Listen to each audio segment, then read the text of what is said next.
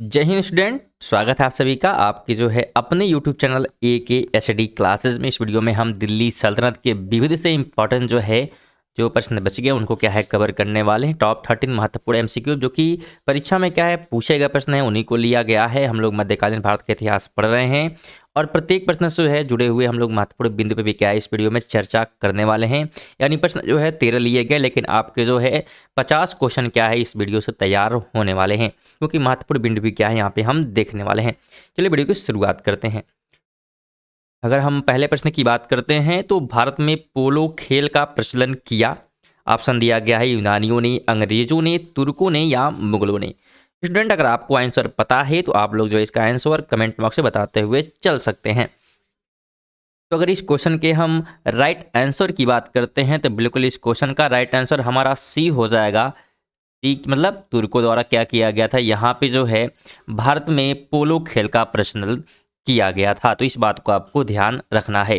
चलिए महत्वपूर्ण बिंदु की बात कर ले इस प्रश्न से जुड़े हुए। तो इंपॉर्टेंट पॉइंट हमारे है पहला कि भारत में जो है पोलो खेल का प्रचलन तुर्कों ने किया, बिल्कुल ये हम लोग देख चुके हैं। और दूसरा है ज्ञातव्य है कि कुतुबुद्दीन ऐबक जो है पोलो यानी कि चौगान का शौकीन था। इस बात को भी ध्यान रखना है। और इसी जो है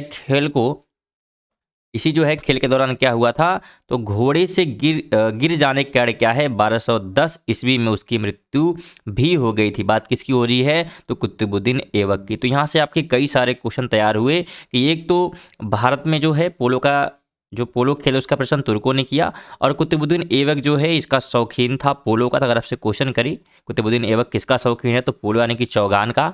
और इसी खेल को खेलते हुए जो है ये घोड़े से गिरकर मर गया था, भी एक क्वेश्चन बनता। और डेट की बात करें तो 1210 ईस्वी में उसकी मृत्यु हो गई थी। तो उम्मीद करेंगे वीडियो बहुत अच्छी लग रही हो आपको, तो वीडियो को लाइक और शेयर करते हुए जरूर चलिएगा। 2 नंबर की बात करते हैं। सूची 1 सूची 2 को जो है यहाँ पे मिलान करना है। मिलान करते हैं, एक तरफ जो है शासक दिए गए हैं और उनके द्वारा जो है किया गया काम दिया गया है। तो मैच करने का यहाँ पे हम प्रयास करें सेकंड नंबर क्वेश्चन की। तो ध्यान रखिए अगर हम मैच करते हैं तो यहाँ पे फिरोज तुगलक की अगर हम बात करते हैं तो इसके द्वारा जो है क्या किया गया, तो नहरों का निर्माण किया गया। बलबन की अगर हम बात करते हैं तो बलबन ने क्या किया था, तो नौरोज की एक प्रकार से यहाँ पे काम किया। और अलाउद्दीन की अगर हम बात करते हैं इसने जो है दीवान ए रियासत बनवाया। और जहांगीर की बात करी तो थर थॉमस रो ये क्या है इसके दरबार में आने वाला है। ठीक है, महत्वपूर्ण बिंदु की बात करें यहाँ पे हम एक्सप्लेन करें अगर इस बातों को कि यहाँ पे क्या चीज़ें बताई जा रही हैं। तो देखिए इंपॉर्टेंट पॉइंट क्या है, राजधानी में जो है आर्थिक मामलों की देखभाल के लिए दीवान ए रियासत विभाग की स्थापना अलाउद्दीन ने की थी। तो दीवान ए रियासत क्या है, आपको पता चल गया कि ये क्या है, आर्थिक मामलों की देखभाल के लिए बनाया गया। आगे बात करें तो फिरोज तुगलक ने जो है नहरों का निर्माण कराया था, बिल्कुल। और फारसी त्योहार नौसरोज जो है बलबन ने दिल्ली दरबार में प्रचलित किया था।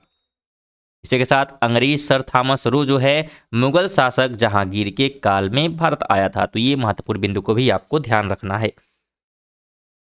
3 नंबर की बात करें, निम्नलिखित में से दिल्ली सल्तनत के किस सुल्तान के शासनकाल में जो है शाही महलों में हिंदू देवी देवताओं की पूजा होती थी।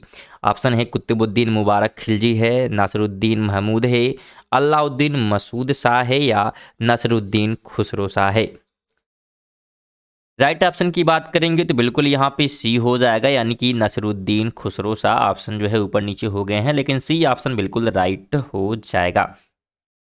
महत्वपूर्ण इंपॉर्टेंट पॉइंट की बात करें अगर हम यहाँ पे, तो पहला पॉइंट हमारा है कि दिल्ली सल्तनत के सुल्तान नसीरुद्दीन खुसरो शाह के शासनकाल में शाही महलों में जो है हिंदू देवी देवताओं की पूजा होती थी, बिल्कुल ये ध्यान रखना है। और इसी के साथ मुबारक शाह की हत्या के उपरांत जो है खुसरो खां यानी कि नसरुद्दीन खुसरो शाह की उपाधि जो है धारण कर ली, मतलब धारण करने के बाद क्या है गद्दी पर ये बैठा था। ध्यान रखिएगा, मुबारक शाह की हत्या के उपरांत जो है खुसरो खां नसरुद्दीन खुसरो शाह की उपाधि, यानी बात किसकी हो रही है, तो खुसरो खां ने नसरुद्दीन खुसरो शाह की उपाधि धारण की है। तो इसका अलग नाम पूछे तो ध्यान रखना है खुसरो खां। ठीक है, 4 नंबर की बात करें, यहाँ पे यात्री और देश की बात की जाए कि कौन सा यात्री जो है किस देश से आया था। मैच करने का प्रयास करते हैं, यहाँ पे मैच नहीं करना है, आपको बताना है कि कौन जो है सुमेलित नहीं है। नहीं है की बात करना है। क्वेश्चन आपको जब भी आप एग्जाम में बैठिए तो कम से कम क्वेश्चन के बारे अच्छी तरीके से जरूर पढ़िए कि क्वेश्चन कह क्या रहा है। चलिए इसमें हम राइट की बात करते हैं तो बिल्कुल सी राइट हो जाएगा कि अब्दुल रज्जाक तुर्की शासक, ये क्या है, बिल्कुल गलत हो जाएगा। क्यों गलत होगा, आइए इसके बारे में पढ़ते हैं। ध्यान रखिए, अगर हम बात करें इब्न बतूता की, ठीक है, तो इब्न बतूता जो है मोरक्को का यात्री था और ये जो है मोहम्मद बिन तुगलक के कार्यकाल यानी कि 1325 से 51 ईस्वी में भारत आया था। पहला पॉइंट। दूसरा पॉइंट है कि मार्को पोलो वेनिस इटली का प्रसिद्ध यात्री था और वो जो है पांड्य शासक मारवर्मन कुलशेखर 1268 से 1310 ईस्वी के समय जो है भारत में आया था। ये जो समय दिया जा रहा है ये शासनकाल है किसका, तो मारवर्मन कुलशेखर का। ठीक है, तो इस बात को ध्यान रखना है। यहाँ भी अगर हम बात करें तो ये शासनकाल है किसका, तो मोहम्मद बिन तुगलक का। ईरान राजदूत, अगर हम ईरानी राजदूत की बात करते हैं, अब्दुल रज्जाक देवराय द्वितीय जो है कि शासनकाल में आया था और देवराय द्वितीय के शासनकाल की बात करेंगे तो 1422 से 46 ईस्वी है और इसके शासनकाल में जो है विजयनगर आया था कौन, तो ईरानी राजदूत अब्दुल रज्जाक। इसके शासनकाल में तो देवराय द्वितीय के और उसका शासनकाल यहाँ पे दिया गया है। फोर्थ पॉइंट की बात करें तो नूनिज पुर्तगाल का यात्री था और अश्व व्यापारी भी था, यानी घोड़े का व्यापारी था और इसने जो है भी विजयनगर की यात्रा की थी। तो ये महत्वपूर्ण चारों पॉइंट को भी आपको ध्यान रखना है। 5 की बात करें, निम्न यात्रियों के पधारने का क्या क्रम रहा है। इब्न बतूता है, ट्रेवेनियर है, अलबरूनी है या मनुशी है। अगर हम सही क्रम की बात करते हैं तो बिल्कुल बी हो जाएगा, यानी कि 3, 1, 2 और 4। ठीक है, आइए महत्वपूर्ण बिंदु भी चर्चा करते हैं प्रत्येक यहाँ पे जितने भी यात्री हैं उनके बारे में। अगर पहले हम बात करें यहाँ पे जो कि पहला हमारा है अलबरूनी खीवा, यानी कि प्राचीनतम जो है ख्वारिज देश की बात कर जा रही है, इसका निवासी था। ठीक है, खीवा का निवासी था और पंचम प्राचीन नाम की बात करेंगे तो खारिज्म देश का निवासी था। महमूद जो है गजनवी के भारत पर आक्रमण के समय 11वीं शताब्दी ईस्वी में वह उसके साथ भारत आया था। तो कब आया था, 11वीं शताब्दी में, किसके साथ, तो गजनवी के। इब्न बतूता की बात करते हैं तो यह जो है मोरक्को यानी कि अफ्रीका का यात्री था। वह जो है सल्तनत काल में मोहम्मद बिन तुगलक के शासनकाल यानी कि 1325 से 1351 शासनकाल किसका है, तो ये जो है तुगलक का है, मोहम्मद बिन तुगलक का। इस समय भारत आया था और मोहम्मद तुगलक ने जो है इसे दिल्ली का जो है काजी नियुक्त किया था। बाद में जो है 1342 ईस्वी में उसे अपना जो है दूत बनाकर जो है चीन भेजा।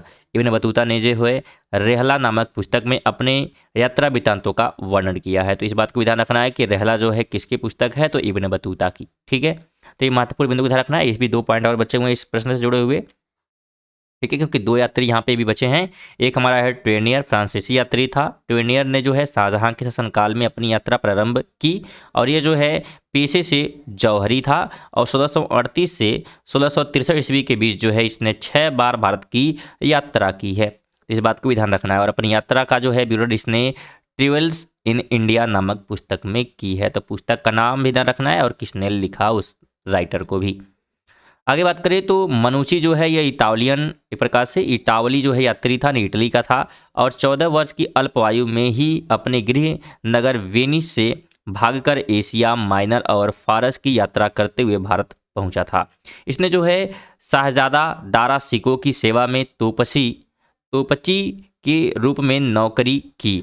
बाद में जो है चिकित्सक का पेशा अपना लिया और स्टोरियो दो मोगो नामक पुस्तक लिखी। तो इसकी पुस्तक को भी ध्यान रखना है, जिसे जो है 17वीं जो है शताब्दी के जो है भारत का दर्पण कहा जाता है। तो भारत का दर्पण किसे कहा जाता है, तो स्टोरियो दो मोगोर को, किसकी, तो 17वीं शताब्दी की।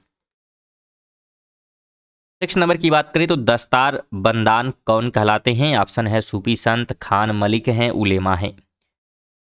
राइट की बात करिए तो बिल्कुल यहाँ पे डी जो है हमारा राइट हो जाएगा, यानी उलेमा को क्या कहा जाता है, तो दस्तार बंदान कहा जाता है।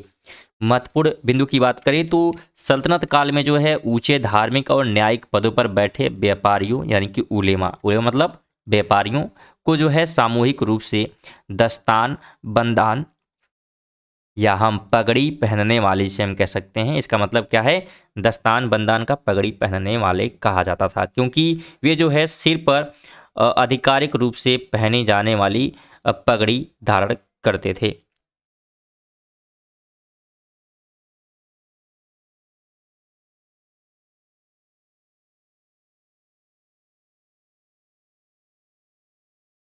ये 7 की बात करें तो निम्न व्यक्तियों में से जो है भारत के में विभिन्न समय पर राज्य किया और उनके जो है राज्य के सही कालानुक्रम व्यवस्थित करना है। शेरशाह है, अकबर है, अलाउद्दीन खिलजी है या रजिया सुल्तान है, इनका क्रम व्यवस्थित करना है। तो अगर हम राइट क्रम की बात करते हैं तो बिल्कुल यहाँ पे सी हो जाएगा, यानी कि 4 3 2 1, यानी सबसे पहले जो रजिया सुल्तान है, उसके बाद अलाउद्दीन खिलजी है, उसके बाद जो है हमारा क्या हो जाएगा शेरशाह, फिर अकबर।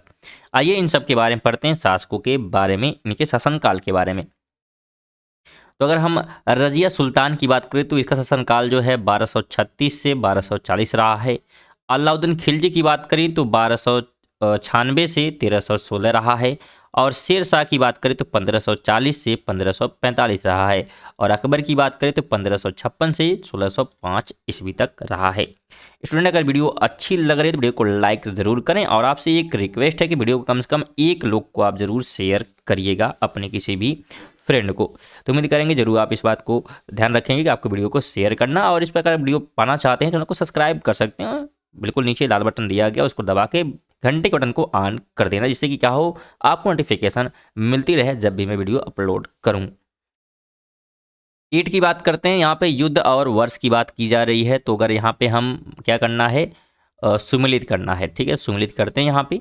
अगर हम बात करें चंदावर के युद्ध की, बात किसकी हो रही है, चंदावर युद्ध। तो चंदावर का युद्ध जो है 1194 में हुआ था, तो सेकंड नंबर पे हो जाएगा। तैमूर आक्रमण की बात करते हैं तो ये 1398 में, यानी कि पहले नंबर पे हम मैच कर देंगे। और अगर हम तालीकोटा के युद्ध की बात करते हैं तो ये जो है 1565 में हुआ था, यानी कि फोर्थ हो जाएगा। और अगर घाघरा युद्ध की अगर हम बात करते हैं तो 1529।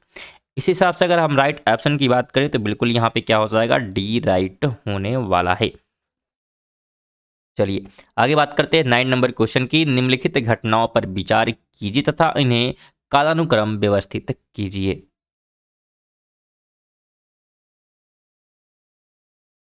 सबसे पहले जो है मोहम्मद बिन तुगलक द्वारा राजधानी का स्थानांतरण, उसके बाद अफगानपुर षड्यंत्र है, और फिर जलाउद्दीन खिलजी की हत्या, और उसके बाद जो है तराइन का द्वितीय युद्ध। इनको कालानुक्रम व्यवस्थित करना है। तो आइए सबसे पहले इस क्वेश्चन का राइट आंसर हम जान लेते हैं, उसके बाद प्रत्येक जो है बिंदु पे चर्चा हम लोग करेंगे।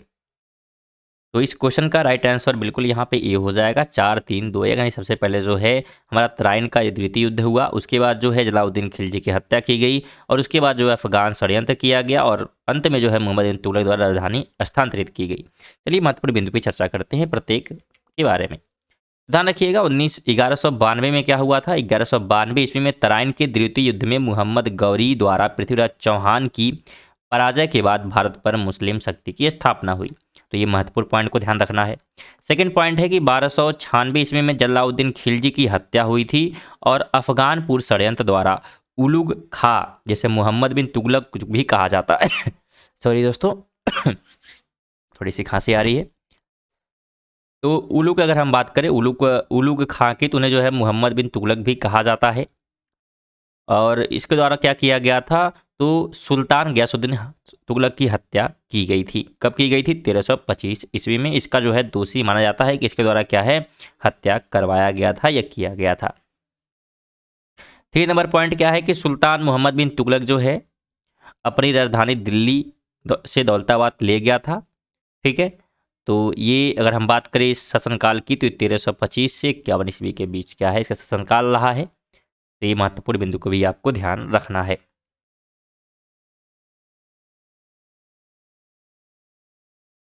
आइए 10 नंबर की बात करते हैं। यहाँ पे क्या करना है, सुमेलित करना है। तो मैच करने का प्रयास कर हम करते हैं इस क्वेश्चन का, तो ध्यान रखिएगा। सबसे पहले अगर हम बात करें यहाँ पे प्लासी के युद्ध की, ठीक है, तो प्लासी का जो युद्ध हुआ था ये हुआ था हमारा 1757 ईस्वी में। कलिंग का युद्ध अगर हम बात करते हैं तो कलिंग का जो युद्ध था ये जो है 1661, यहाँ पे थोड़ी सी जो है 261 ईस्वी होगा। ठीक है, और अगर हम हल्दी घाटी की बात करते हैं, ठीक है, तो हल्दी घाटी जो है हमारा है ये जो है हुआ था कब, तो 1576 में। और अगर तराइन की बात करते हैं तो 1192 में। इस हिसाब से अगर हम राइट ऑप्शन की बात करते हैं तो बिल्कुल यहाँ पे सी हमारा राइट हो जाएगा। आइए महत्वपूर्ण बिंदु यहाँ पे देखें हम। इंपॉर्टेंट पॉइंट पहला हमारा प्लासी युद्ध के बारे में चर्चा करते हैं।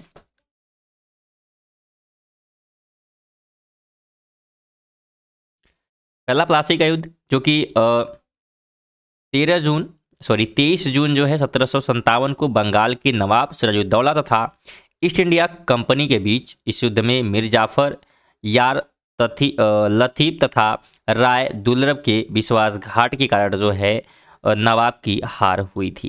तो ये युद्ध ध्यान रखना है कि 23 जून 1757 को हुआ था बंगाल के नवाब और ईस्ट इंडिया कंपनी के साथ। इसमें जो है मीर जाफर, साथ में जो है यार तलीफ और राय दुर्लभ जो है एक प्रकार से विश्वासघात किए थे। किसके साथ, नवाब के साथ। इसलिए क्या है, वो हार गए थे। लेकिन मोस्टली जो है आपको मीर जाफर ध्यान रखना, ज़्यादातर यही ऑप्शन दिए जाते हैं। सेकंड की बात करें तो कलिंग का युद्ध जो है अशोक ने जो है 261 ईस्वी पूर्व में कलिंग पर आक्रमण किया था और इस युद्ध में जो है लगभग 1 लाख लोग मारे गए तथा 50,000 बंदी बनाए गए। इस युद्ध के बाद अशोक ने जो है बौद्ध धर्म को अपना लिया और कलिंग युद्ध तथा उसके परिणामों के बारे में अशोक ने जो है 13वें शिलालेख से विस्तृत जानकारी मिलती है। तो उम्मीद करते हैं महत्वपूर्ण आपको जानकारी मिल रही है इस इंपॉर्टेंट पॉइंट से। हल्दी घाटी की बात करते हैं तो ये जो है 1576 ईस्वी में मुगल सम्राट अकबर तथा महाराणा प्रताप के बीच लड़ा गया, जिसमें अकबर विजयी हुआ।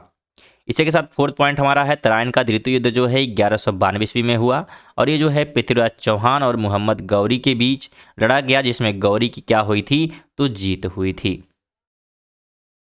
तो सब वीडियो को लाइक और शेयर जरूर करते हुए चलिएगा। 11 की बात करते तो सूची यहाँ भी आपको क्या करना है, मैच करना है। मैच करने का यहाँ पे हम प्रयास करते हैं। तो अगर हम बात करें अकबर की, बात किसकी हो रही है, तो अकबर की बात अगर हो रही है तो अकबर द्वारा जो है क्या किया गया यहाँ पे, तो क्या बनवाया गया था, तो यहाँ पे जो है बनवाया गया था हमारा आइन ए दहसाला। ठीक है, तो 3 में क्या करेंगे हम, मैच यहाँ पे कर देंगे। मोहम्मद तुगलक की बात करते हैं तो प्रतीक मुद्रा चलाई गई इसके द्वारा और इल्तुतमिश द्वारा जो है चहलगानी अमीर। और शेर शाह की बात करते हैं तो इसने जो है सड़क ए आजम बनवाया था। चलिए महत्वपूर्ण बिंदु पे भी चर्चा कर लेते हैं इससे जुड़े हुए। इंपॉर्टेंट पॉइंट क्या है कि शेर शाह सूरी द्वारा जो है निर्मित सड़कों में विशेष उल्लेखनीय सड़क लाहौर से लेकर जो है सोनार गांव यानी कि बंगाल तक थी, जो सबसे लंबी थी तथा सड़क ए आजम के नाम से जानी जाती थी। और प्रतीक मुद्रा जो है मोहम्मद बिन तुगलक ने जारी की, इस बात को भी ध्यान रखना है। और आइन ए दहसाला पद्धति जो है, पद्धति का संबंध अकबर की भू राजस्व व्यवस्था से है। इसी के साथ अगर हम चहलगानी की बात करें, चहलगानी अमीर की, तो तुर्क ए चहलगानी भी इसे कहा जाता है। एक दल का गठन इल्तुतमिश ने क्या है, किया था। 12 नंबर है कि 13वीं और 14वीं शताब्दी में भारतीय कृषक खेती नहीं करता था। किसका नहीं करता था, गेहूं का, जौ की, चना की या मक्का की। तो राइट ऑप्शन बिल्कुल डी हो जाएगा, मक्का की खेती जो है ये नहीं करता था। इंपॉर्टेंट पॉइंट की बात करें तो 13वीं से 14वीं शताब्दी में जो है भारतीय कृषक गेहूं, जौ, चावल, कपास और चना आदि की जो है खेती करते थे, परंतु मक्के की खेती नहीं करते थे। तो किसकी किसकी कर रहे हैं, गेहूं, जौ, चावल, कपास और चना। तो इन बात को ध्यान रखना है। इसी के साथ जो है भारत में मक्का मुख्यतः पुर्तगाली लेकर आए थे, तो इस बात को भी ध्यान रखना है। 13 नंबर जो है मैच द कॉलम यहाँ पे है, मैच करने का प्रयास करें अगर यहाँ पे हम, तो रणथंभौर की बात करें, यहाँ पे बात किसकी हो रही है, रणथंभौर। ये जो है एक प्रकार से हमीर देव द्वारा क्या है, एक प्रकार से बनवाया गया। चित्तौड़ की बात करते हैं तो ये जो है राणा रतन सिंह यानी कि 4 ऑप्शन हो जाएगा। और देवगिरी की बात करते हैं तो ये जो है राजा राय रामचंद्र। और गुजरात की बात करते हैं तो यहाँ पे क्या है, करदेव। इस हिसाब से अगर देखें राइट ऑप्शन की इस क्वेश्चन की, तो राइट ऑप्शन बिल्कुल यहाँ पे जो है हमारा क्या हो जाने वाला है, तो डी बिल्कुल राइट हो जाएगा। तो स्टूडेंट ये थे हमारे जो है महत्वपूर्ण जो है दिल्ली सल्तनत के विविधता से संबंधित महत्वपूर्ण इंपॉर्टेंट क्वेश्चन। उम्मीद करें वीडियो अच्छी लगी, अगर इन्फॉर्मेटिव लगी है तो वीडियो को लाइक जरूर कर दीजिएगा। इसी के साथ चैनल को आपको सब्सक्राइब कर लेना अगर ऐसी वीडियो आप डेली पढ़ना चाहते हैं तो। चलिए मिलते हैं नेक्स्ट वीडियो में, तब तक के लिए जो है जय हिंद, जय भारत।